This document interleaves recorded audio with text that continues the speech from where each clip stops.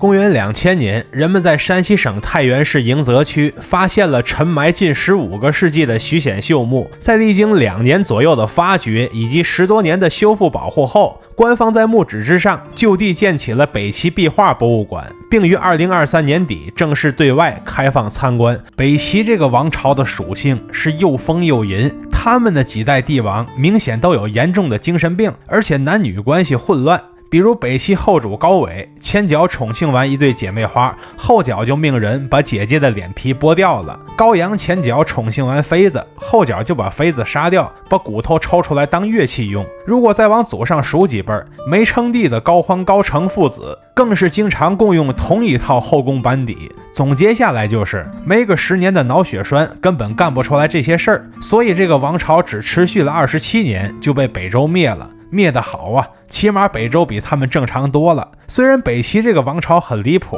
但他们的文化遗产，也就是这座北齐壁画博物馆，却是非常值得一看的。而我们则是在2024年7月才得以进入其中，一窥其真容。大家好，我是徐工。大家好，我是南希。我们目前在这个地方是山西省太原市的北齐壁画博物馆啊，一会儿我们来好好的逛一逛这儿。去之前记得在他们的同名官方公众号预约，网上约票挺不好约的，票非常抢手，可以说是一票难求。据说现场票好约，但我没验证过，有经验的朋友们可以分享一下。我们去的时候把车停在路边了，然后我们往里走的时候发现有车从侧面出来了，原来这深处是有正经停车场的，一般人还真发现不了。走进去之后先预览一下导览图，发现这边只有3个展厅，附近还有自动讲解器，须者自取，但我一般都不用。现在我们走进第1展厅，别都华彩。要看北齐壁画得先了解北齐，它是南北朝时期的一个北方国家，脱胎于北魏分裂出来的东魏。如今山西省大部分的土地都在北齐的疆域之内，博物馆也基于以上地图展示了出土过北齐壁画的墓址分布图。开场率先展示的是新州九元岗出土的门楼图，不过这是仿制品，真品在山西省博展出呢，各位可以看我的山西省博视频，那边有详解。此外，附近的知识展牌还介绍了周边的佛教遗存，另外还用声光电效果复原了北朝时期的生活。人家屏幕不是这颜色的，一到我镜头里就变成彩虹色了。然后是2组太原楼瑞墓壁画，之前此处曾遭遇多次大规模盗掘，很多地方遭到了破坏，所以这边现存的壁画就仅剩220平米左右了。先看回归图，它一共分为2组，都是前面2个人牵着马作为导引，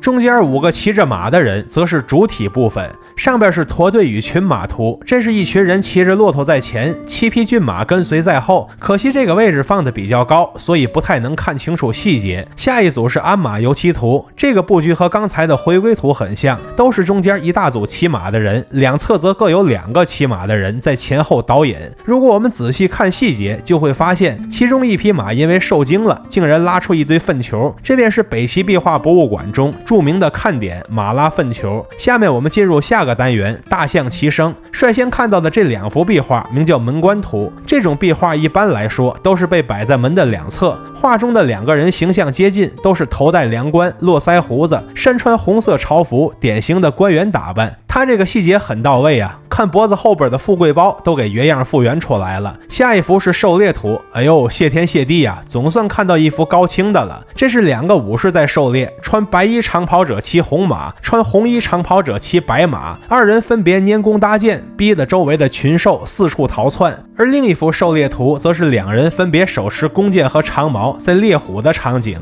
第3幅狩猎图中只能看到3个骑马的武士手中分别持有武器，但画面中已经没有野兽了。第4幅狩猎图中，这个骑马射箭的人箭法一定是比较厉害的，仔细看他的前面有一只鹿的背部已经是中箭出血的状态了。再往后是一些声光电设施，有的是对壁画的还原，还有模拟琵琶弹奏的场景，但每次摁下去琵琶出来的音律都是一模一样的，并不能自由弹奏音乐。然后我们进入画以仙灵篇章，也就是墓葬壁画中的仙人主题。率先看到的是一幅巨大的升天图，这也是新州九元岗出土的壁画，内中有多个仙人在云海之间前进。经专家考证，发现这幅壁画与《山海经》之间有着千丝万缕的联系。最右侧长发飘起的裸体仙人，就是在《山海经》中介入过黄帝蚩尤大战的风伯，风伯之后便是一只魏兽，再往后是骑龙仙人。这头龙的造型是鹿头凤尾，仙人则是衣带飘飘，仙风道骨。过后则是一个大步前进的仙人，手中持竹尾，这其实是名士的身份象征。老版《三国演义》中的庞统就是手持竹尾。再往后则是一只吞噬大蛇的神鸟，蛇像甜甜圈一样套在鸟的嘴边。再下一个龙头凤尾、泪生双翼的神兽，就是能识别中间善恶的谢智了。下一个吞噬蛇的人形怪兽，就是《山海经》中的姜良。后边的都是其他神鸟，故不赘述了。后面还有一幅小的升天图，资料说这里边画了羽狮和魏兽，但这个轮廓实在是太模糊了，实在是难以辨认了。但我们可以据此得知，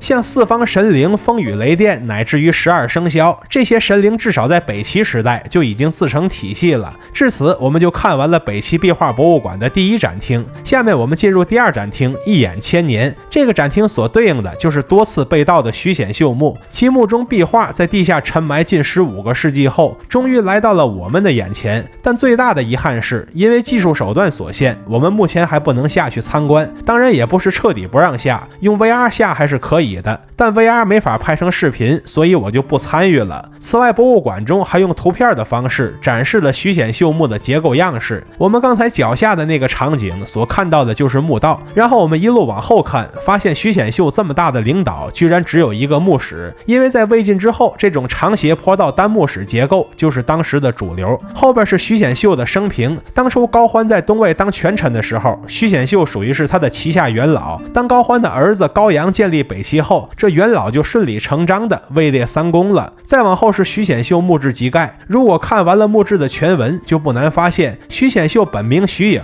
跟我远房姑姑同名。墓志的主线是对徐显秀一生的概括，其余的都是骈4离6的称赞，这些略过不表。走到最后是徐显秀墓的封土堆，这也是我第一次在博物馆里边看到一整堆的封土，不过看着不怎么高大，不太能彰显他的身份。他背后的盗洞也被保留下来了，如今这个视角不太能看出盗掘的痕迹了。后边的文物是镇墓武士造像，这武士胸前的2个圈就是此类武士造像中较为常见的明光铠。然后是地下乾坤单元，展示的是少许文物，这边的壁画还是用图片展示的。另外还有一尊镇墓武士，和刚才的一样，不多说了。墓中出土的瓷器是以青瓷为主，其中比较让人印象深刻的是这些鸡首壶，其年代一般始于西晋时期，终结于隋唐时期。之前咱们在山西省博可没少看鸡首壶，看来这类瓷器便是当时的主流用品。此外还有一些小型文物，重点看右侧的金戒指，这宝石上雕着一个人，手里还拎着2串贝币呢。最后讲的是徐显秀墓的出土以及保护的全过程，至少将北齐壁画博物馆直接建造在徐显秀的墓穴上边，就是一个很好的保护措施。这种工作做了就比不做强。至此我们就逛完了第2展厅，这里东西其实不多。下面我们进入第3展厅，率先看到的是娄瑞墓壁画，这边有一个点是之前没展示到的，那就是娄瑞墓的剖面图，它也是我们刚才看到的流行的长斜坡道单墓室结构。这边的鞍马游骑图在第1展厅里已经看过了，它就是取了个钟，没展示它的导引位置。后边很远的地方倒是有个小的鞍马游骑图，看起来很像是导引位置，不知和它是不是一组的。后面的几幅鼓吹图是之前没见过的，所谓鼓吹指的就是这类仪仗队，看壁画里的这几位就2两一组，在那儿鼓着腮帮子吹长角呢。下一幅是7人宾礼图，7个人同框在谈笑风生。仔细看当时的男性，有好多都是修眉毛，甚至涂口红打腮红的，这是北齐时代的审美风尚，很明显跟魏晋男娘是一脉相承的。其中有一人身穿黄袍，看起来身份更尊贵一些。后面是生肖牛图，这个褪色有点严重啊，我们只能从中勉强辨认出牛的外轮廓来。然后再次进入九元岗壁画，这也在1展厅看过了。这边展示的是之前没见过的一组狩猎图，中间怎么还有个沙国王呢？博物馆担心我们看不懂，所以在旁边播放视频来帮助大家更好的理解它。后面又是一组升天图，我们看看都有什么神灵。最左侧举着大石头的不叫石林林，而是叫做邪石，下边带着一圈鼓的便是山海经中的雷公，他那边打鼓就是我们这边打雷。叼着一坨东西的马名字叫做伯，而在现实中一般都将杂色马称为伯。再往后是一个仙人，他手里拿的就是我们前面说过的主尾，这里不再赘述。然后我们再看另一幅升天图，这个不如上一幅清晰，只能看到中间隐约有仙人，后边有一个未兽。其实博物馆的墙上对这些知识都有较为系统的展示，各位可以到现场看完整版。至此我们就逛完了一整座的北齐壁画博物馆，感觉这边的展品有相当一部分都是从省博调拨过来的。与此同时，虽然它是就地建在了徐显秀的墓上，但这个墓却并不能进去参观，这就有点小遗憾了。哪怕跟曹操、高陵抄个作业也好啊。所以逛这家博物馆的时间也并不是很长，1到2个小时足够搞定了。也希望在未来的日子里，我们能下到徐显秀墓的墓室中去参观拍摄，把沉睡了1500年的那位北齐高官的身后荣耀都做进视频里，以让更多的人知晓。那时的参观体验必然远在当今之上了。看到这里的朋友，记得一键3连加关注，和徐公一起读城，一起旅行。